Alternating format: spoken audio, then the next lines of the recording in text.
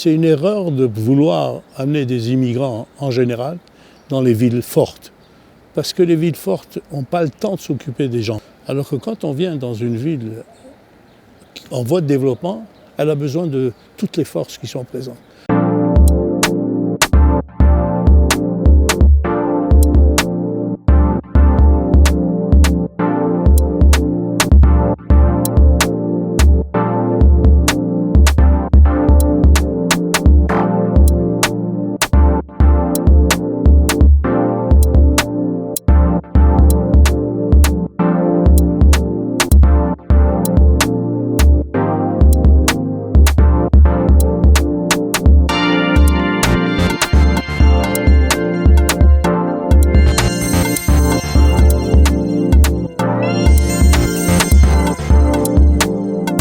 Elie Lalouf, bonjour. Bonjour. Alors vous avez œuvré pour l'action sociale en Israël depuis de nombreuses années. Vous avez dirigé le Keren Rashi pendant 18 ans.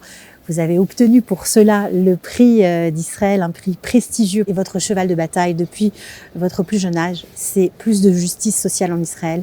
Je suis arrivé à l'action sociale un peu par tradition familiale.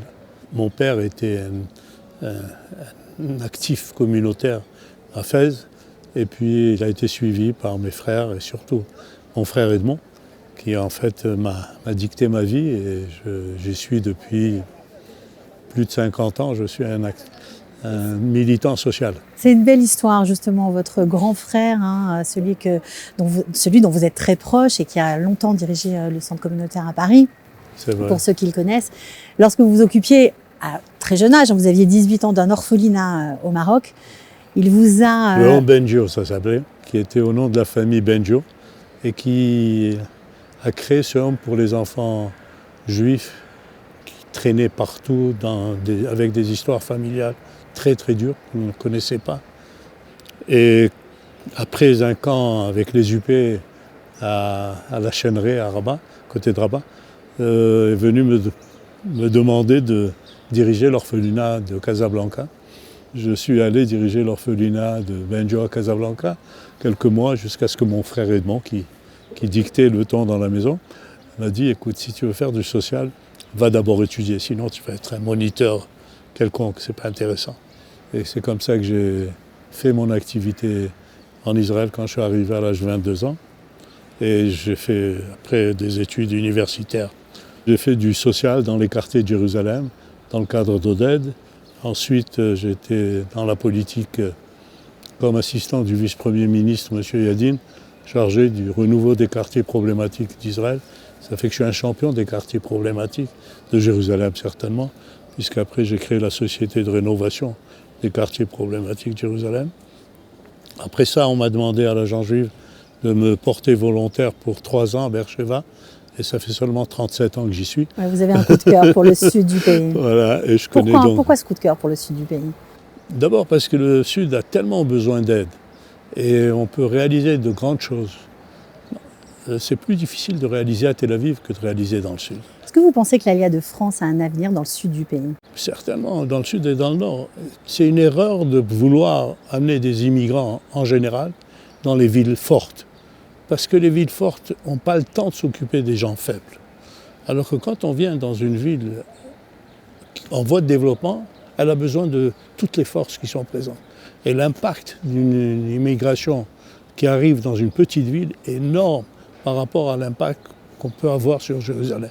Jérusalem, il y a des milliers de gens qui ont les mêmes problèmes que ces immigrants.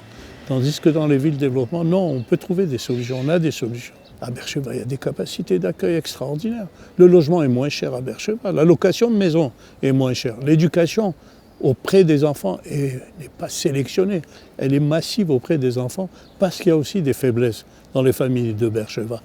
Donc on peut solutionner à Beersheva, à Dimona, à Yerouham. C'est un délice de vivre aujourd'hui à Yerouham. C'est une ville de 10-12 000 habitants, mais vous savez avec quelle chaleur vous êtes reçus, avec quelle capacité, avec quel accueil sur le plan logement, sur le plan éducation des enfants. Est-ce que vous pensez que l'État d'Israël a raté le rendez-vous de l'Aliyah de France? Mais elle n'a pas commencé, elle n'a pas raté. Il n'existe pas. Il y a eu un moment, un pic, un summum, et c'est très vite parti, parce qu'il n'y a pas de politique. Il n'y a pas une politique sérieuse pour faire venir et pour aider à solutionner le problème numéro 1 d'Israël à mes yeux. Ce n'est pas l'Iran qui est un problème, c'est aussi un problème, mais pas le numéro 1. Si on veut un État juif, il faut être plus de juifs. Et s'il faut être plus de juifs, il faut amener des juifs. Et il faut amener le plus grand nombre. Je suis venu en Israël pour vivre dans un État juif et démocratique, mais d'abord juif. Qu'est-ce que l'État d'Israël devrait faire? Il devrait faire des plans nationaux, un plan national pour l'encouragement de l'aliyah des juifs. Et on a les moyens. On sait se mesurer à des problèmes incroyables. On a décidé d'être champion du cyber, on est champion. On a décidé d'être champion du high-tech, on est champion du high-tech. On a décidé d'être champion de la défense, de la sécurité en Israël, on est champion, on offre nos services à tout le monde. On est champion si on décide de faire de l'aliyah des Juifs un devoir national, un plan national, on pourrait amener des milliers de Juifs. Vous avez été chef de la commission travail, santé notamment. Vous avez fait en sorte qu'il y ait des lois qui facilitent l'intégration et l'arrivée, on va dire, des nouveaux immigrants en provenance de France. Vous avez mesuré avant ces lois l'impact que ces lois, qui allaient être notamment la réforme pour les dentistes, la facilité pour les pharmaciens de s'installer, de travailler en tant que pharmacien en Israël, vous avez senti que c'était vraiment quelque chose d'important? Bien sûr. Mais d'abord, c'est important d'en débattre. Ça n'a jamais été débattu de cette façon. Il faut dire que là, Kalita a joué un rôle pas petit d'amener ces sujets à débattre. Ça, je remercie les gens de Kalita et Marc Heisenberg qui ont fait ça. Parce que j'étais le seul député francophone de la Knesset. C'est une aberration. Tout comme il n'y a pas de médecin. Le seul médecin, il s'appelle Ahmed Tibi. Le seul ingénieur s'appelle Abdallah Abou Marouf. Mais c'est quoi ça? On a perdu la diversité du Parlement. Et quand on n'a pas de diversité, on n'a pas de diversité de sujets à débattre. C'est important aussi que les francophones s'engagent en politique? Bien sûr. Et comment? Une politique intelligente. Pas une politique pour défendre des intérêts soi-disant communautaires. Moi, je n'ai pas été à la politique, même que je sois marocain jusqu'au bout des ongles et de tous mes repas, je ne peux pas dire que je suis rentré à la Knesset pour défendre la cause marocaine. Je suis rentré à la Knesset pour défendre des problèmes sociaux nationaux, juifs et arabes à la fois.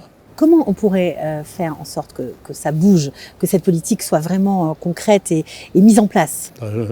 En créant un bon lobby intéressant, d'abord auprès des partis, et surtout, une fois qu'ils sont entrés à la Knesset, qu'ils n'oublient pas qu'ils ne sont pas là que pour l'immigration du patelin du coin. Ils sont là pour l'intégration et pour l'encouragement à l'immigration.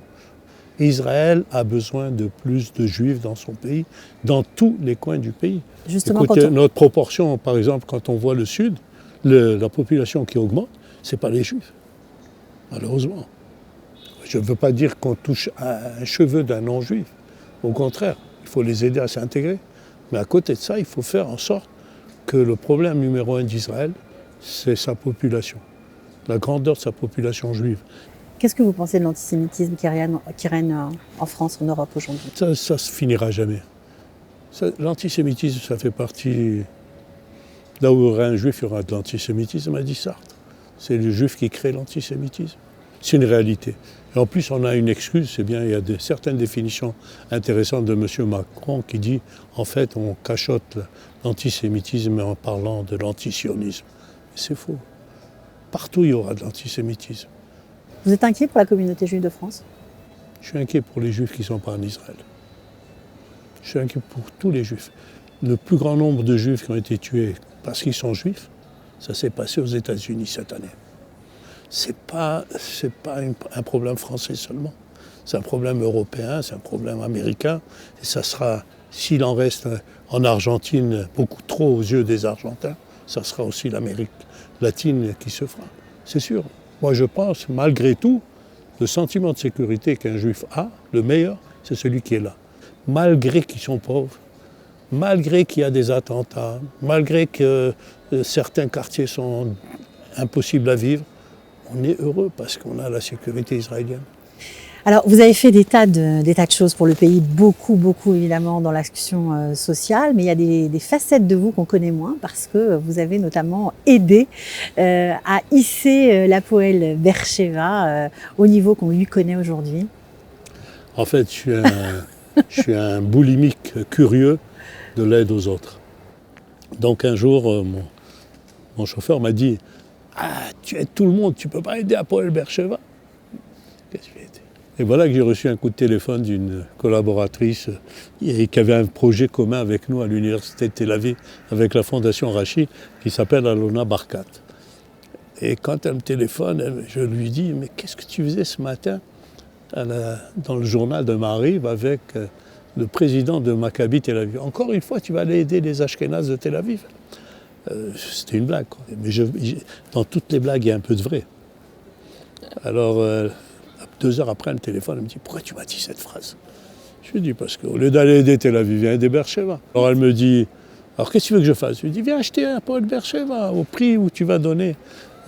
Pour aider Maccabi, tu achètes une équipe entière à toi. » Et après des péripéties, en 3 semaines, elle a signé le contrat, elle était devenue propriétaire de Hapoel Be'er-Sheva. Et 2 ans après, c'est extraordinaire.